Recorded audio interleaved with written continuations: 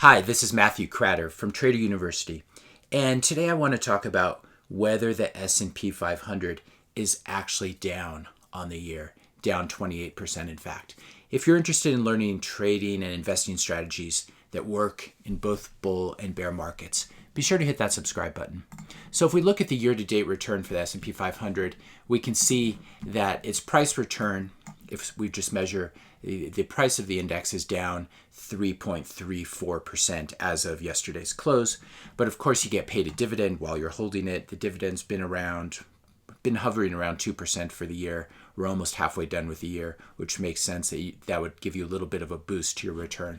So rather than being down 3.34%, we're actually down about 2.5% in year-to-date in total return terms, so counting dividend returns and price returns. But there is something weird about this because the S&P 500 is measured in US dollars. I love this from despair.com. Failure is the yardstick of success. You're making somebody look really good. But when we're measuring the S&P 500 in US dollars, we have to remember that there are a lot more US dollars at the beginning of the year. There are a lot more US dollars right now than there were at the beginning of the year. This is the money printer go burr meme. The Fed has been printing a ton of money. We can see that in the money supply exploding in the first quarter of 2020, obviously in response to the economic slowdown and the COVID crisis, etc.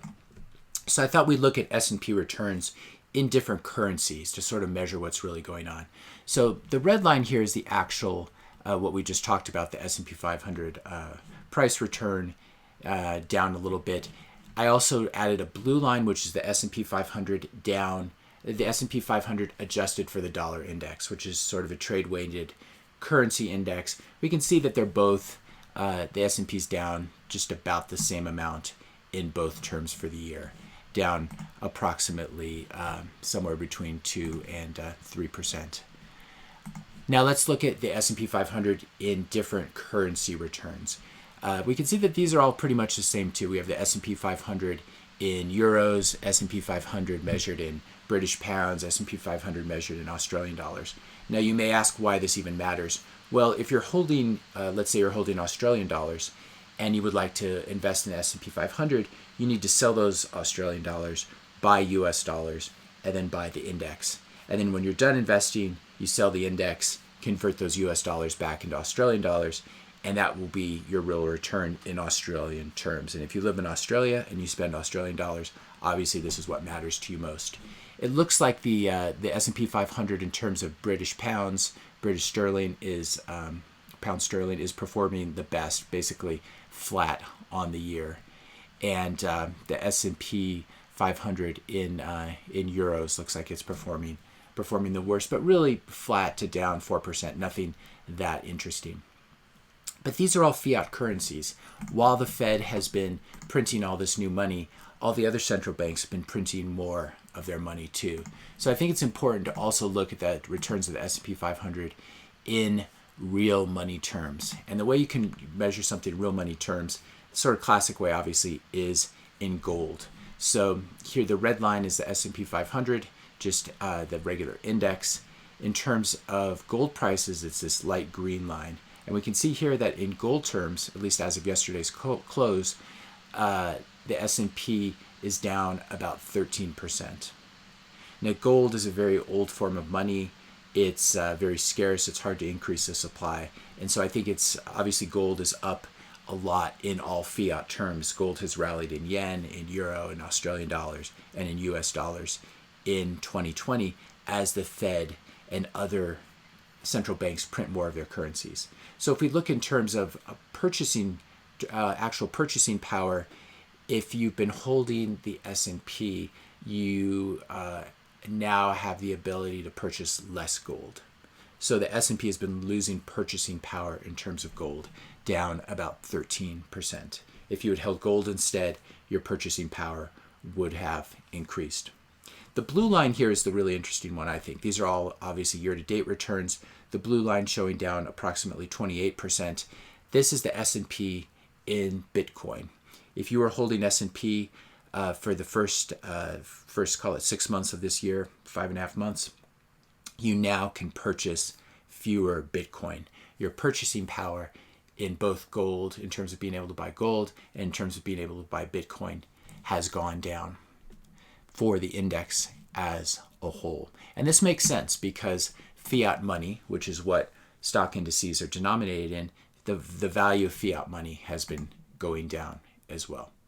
Now let's look at a couple other stocks and see how they've been performing. Obviously, Amazon has had an amazing year, up, call it 34%, while the S&P is still down on the year. But if we adjust Amazon and look at it in both gold and Bitcoin terms, we can see that it is, in gold terms, it's still doing quite well, up 20%.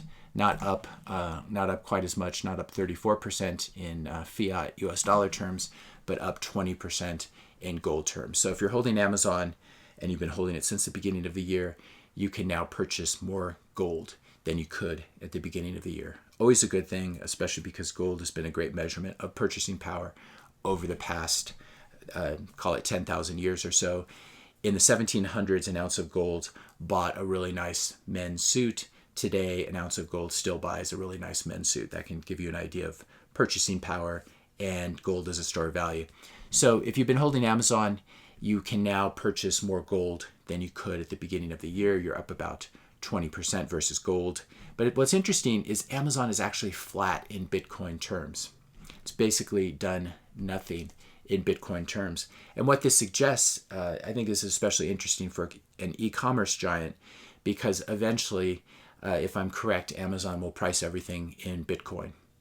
And so their actual price of their stock in Bitcoin has gone nowhere this year, which is, of course, much better than the S&P, which is down 28%. But still, in terms of your purchasing power, being able to buy Bitcoin, Amazon is flat on the year.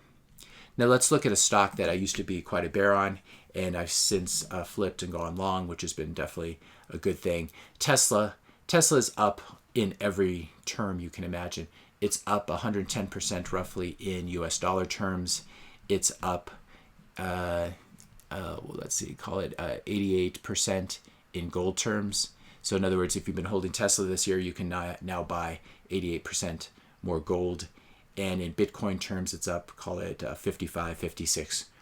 So Tesla outperforming stores of value, which suggests it's sort of unfair to measure stock performance over a very short period of time, but it does suggest that something is actually going on there. And holding Tesla pieces of paper is much better, or has been this year, has been much better than holding pieces of paper printed by the Federal Reserve, or holding gold, or holding Bitcoin. It'll be very interesting to see how Tesla performs. I think over the long term, I would expect it to massively underperform Bitcoin. But I'm holding both, so either way I'll be happy. Now, what does this mean for inflation and deflation?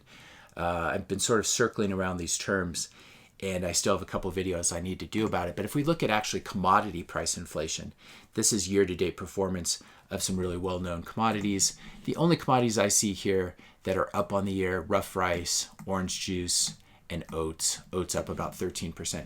Everything else is deeply in the red. Obviously, the energy complex down anywhere from 30 to 47%. Soybean oil down. Copper, platinum, wheat, cocoa, everything you can imagine. So we're definitely seeing deflation in the commodity complex. This makes sense because there's less, a lot of factories are closed. They don't need their soybeans to produce soybean oil, their soybean oil to make salad dressing, etc. People are driving less, and so the demand for fuel, for crude oil, for gasoline is all down, etc. And so we have this really weird situation where the Fed has been printing money, and this is obviously one reason they are printing money, because there is some real deflationary pressures in parts of the economy, especially the commodity complex. But what happens as they're trying to pump this up, they're also pumping up asset prices. And so you have the S&P, which is in real terms down anywhere from 13 to 28% when you measure it in gold or Bitcoin. They're also trying to pump that as they pump up the price of commodities. But this is a little bit like printing some funny money, some monopoly money, giving it to one of your kids, and then letting them buy stuff from you. It doesn't really increase the wealth of everyone everyone involved. And what we're seeing here is cracks in the whole fiat system. So we have, among basic commodities, we see mostly price deflation. We see fiat currencies, their purchasing power going down in terms of gold and Bitcoin. We see a few stocks outperforming, cutting edge stocks that are actually producing productivity gains. They're producing things of real value for the human race, like Tesla. And yet, well, actually, I should talk about this chart first. This shows you your purchasing power of the S&P 500 in terms of buying sugar, buying gasoline. And so the red line, the orange line down here is S&P 500 itself. The blue line is up about 13%, 14% on the year. That is your purchasing power. That's S&P 500 denominated in sugar. So if you've been holding S&P 500 this year, you can now buy more sugar. The top one is unleaded gas, RBOB. And if you've been holding, obviously since gas prices are down so much, energy prices are down so much, if you've been holding the S&P versus holding gasoline prices, you can now buy 45% more than you could at the beginning of the year. This makes a lot of sense. We see prices at the pump still being way down. So obviously your purchasing power of your S&P shares versus basic commodities is has gone way up, and this is the inverse of saying that there's been a lot of commodity price deflation. But let's think about scarce assets. We have already seen that the S&P 500 is down in gold terms. It's down in Bitcoin terms. Let's see if it can buy you more of other scarce assets. For this, I'll just take two data points here. These are houses in the Hollywood Hills in Los Angeles, California. At the end of 2019, you could buy a house. It's obviously a very expensive market. You could buy a house for $1.81 million. That was the median price. It has moved up this year to $1.86 million in spite of riots. I guess if you live in LA and you don't want to experience riots, it's nice to be really wealthy and to be ensconced in the Hollywood Hills. But these are a measurement of two things. One, a scarce asset. There's only so much real estate in the Hollywood Hills. It's a really nice place, and so it is scarce in the same way that Bitcoin and gold are scarce. So this has moved up. If you're holding the S&P 500, you can now buy less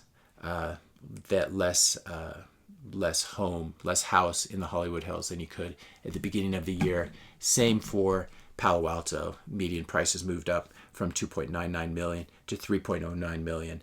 Obviously not huge percentage returns here, but still showing stability, showing that these scarce assets hold value and even do better than stocks when the Fed is printing money. Now, it's a little weird to use Palo Alto as an example, obviously, because I could have used Seattle, for example, but that would have the same problem. The net worth of America's 600 billionaires has increased by more than 400 billion during the pandemic. This is simply because of the Fed printing more money to prop up everything.